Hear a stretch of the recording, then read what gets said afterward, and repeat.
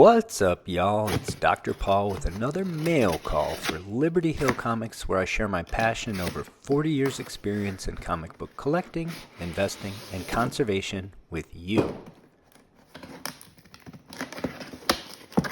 Today's mail call includes not one, but two exceedingly rare Golden Age comic books from pedigree collections that I'm super excited to share with you.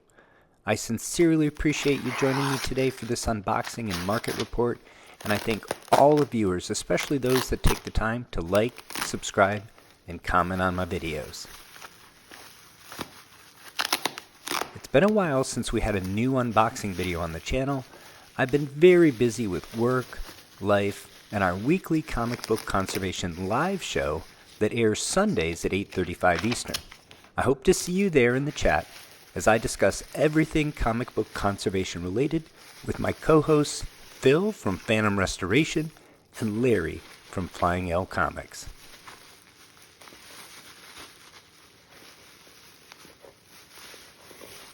One more quick thank you while I finish opening this box. Liberty Hill Comics has been nominated for the 2024 Comic Book Community Awards for YouTube content creators, and if you enjoy the channel, hop on over there and vote for us.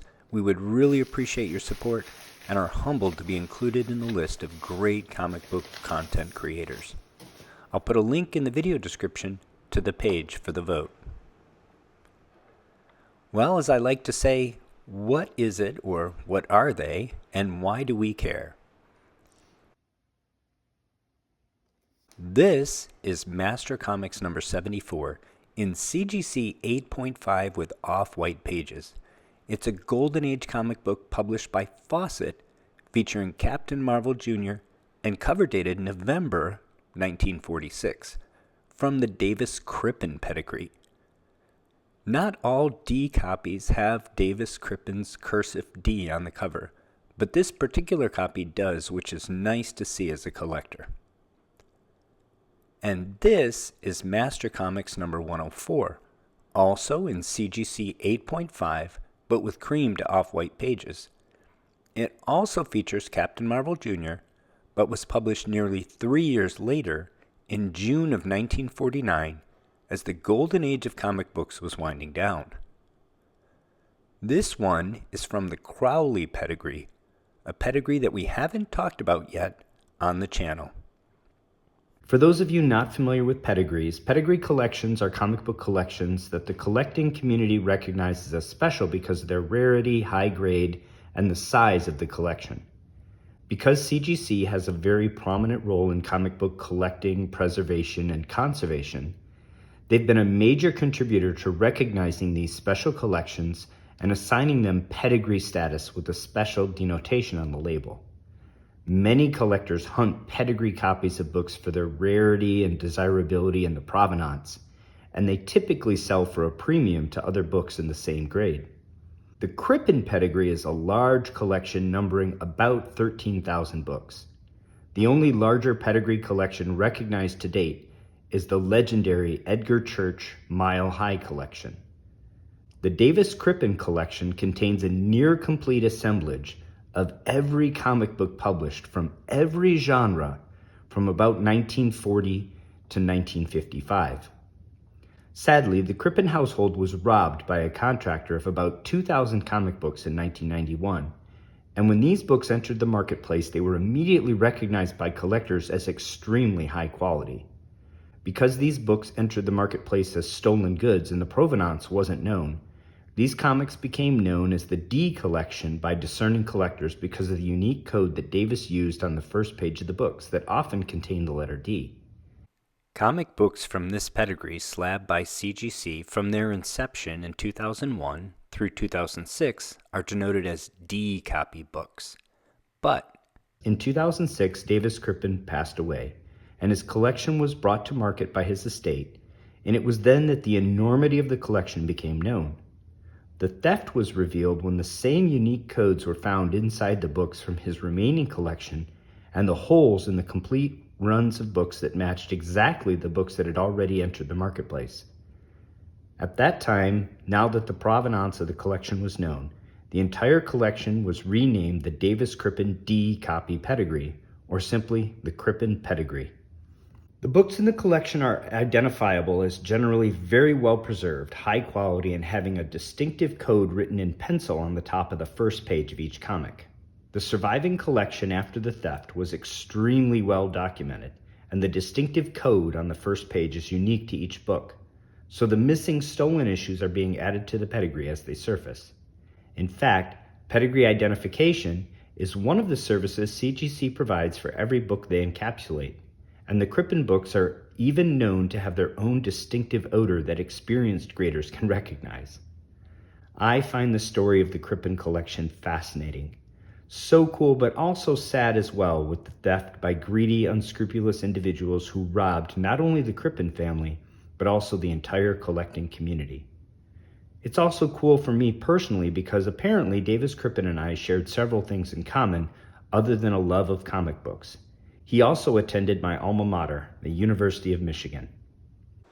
The Crowley pedigree is named for Wendell Crowley, who was an editor for Fawcett Publications from 1944 to 1950, during which time Fawcett was dominating comic book sales as Captain Marvel comics outsold Superman comics by a wide margin. CGC lists his name as William Crowley, which may have been a nickname, I'm not sure, but everywhere else I've looked lists his name as Wendell. As editor, Wendell kept 1 to 3 copies of most of the Fawcett books published under his tenure, probably as reference material or as an archive. Additionally, he was buying and archiving comics from many of Fawcett's competitors.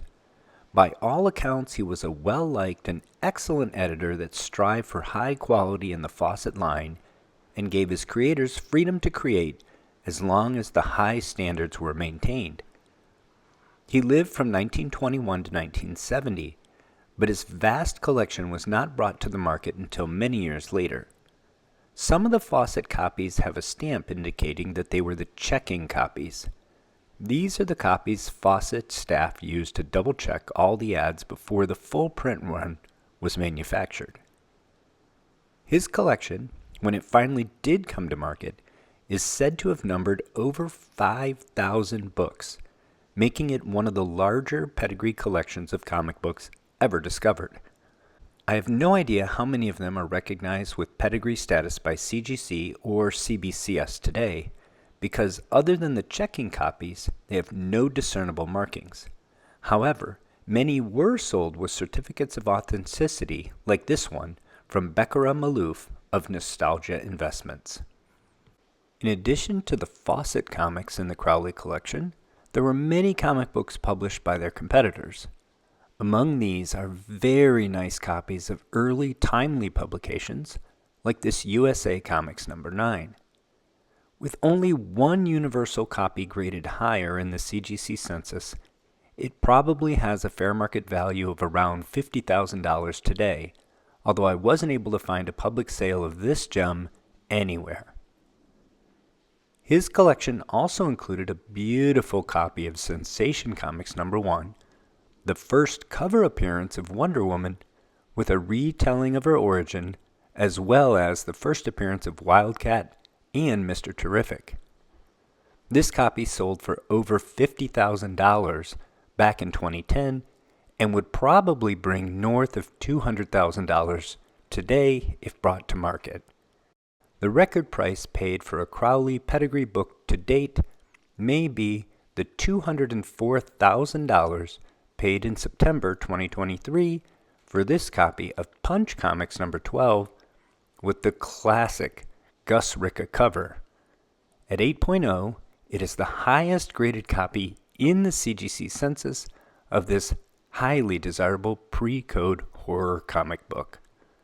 Many of the comics archived by Wendell Crowley are so rare that about a quarter of them are not even included in the Photojournal Guide to Comic Books, the famous 2-volume set by Ernst Gerber that documents nearly all of the comic books published during the Golden Age.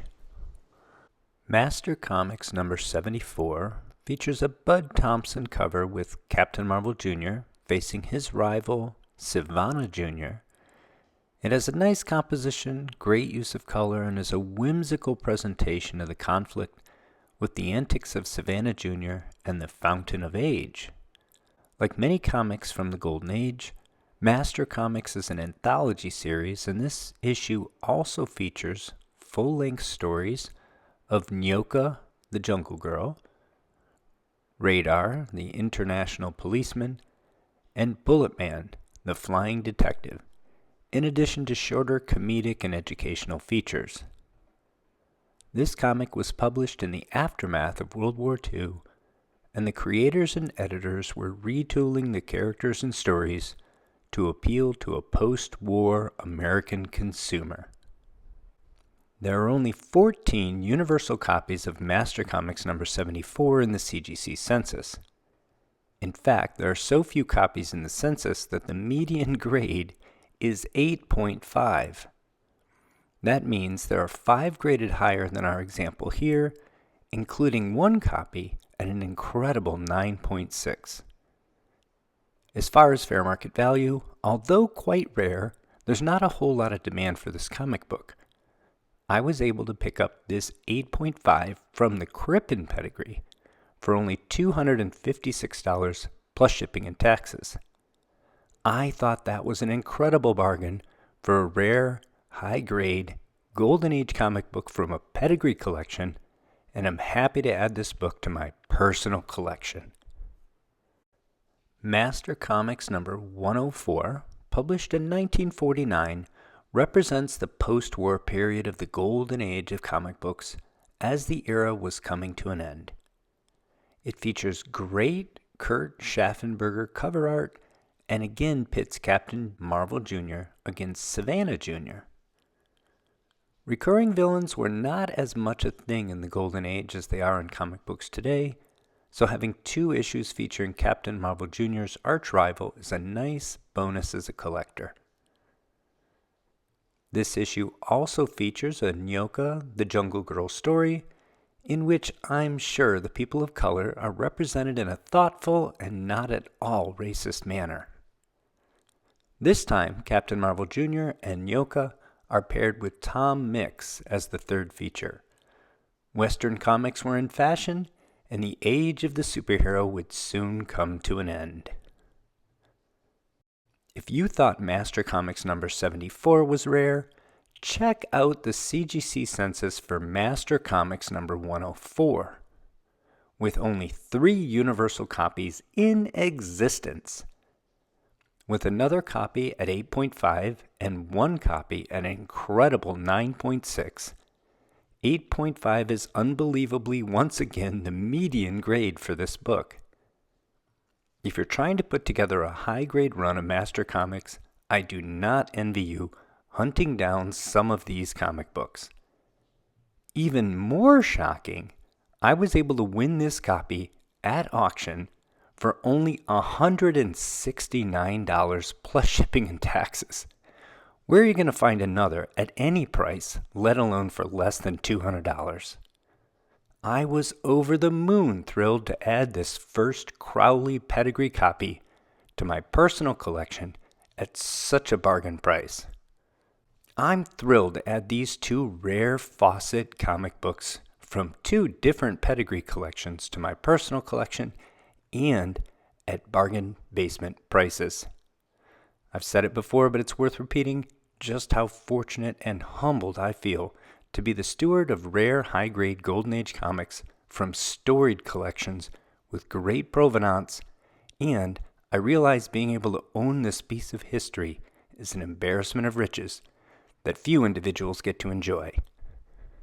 I hope you enjoyed this unboxing video of these 2 comics from the Crippen and Crowley pedigrees.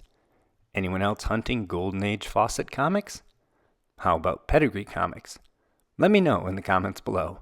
Remember to like and subscribe if you enjoyed the video. Until next time, happy hunting and take care of one another.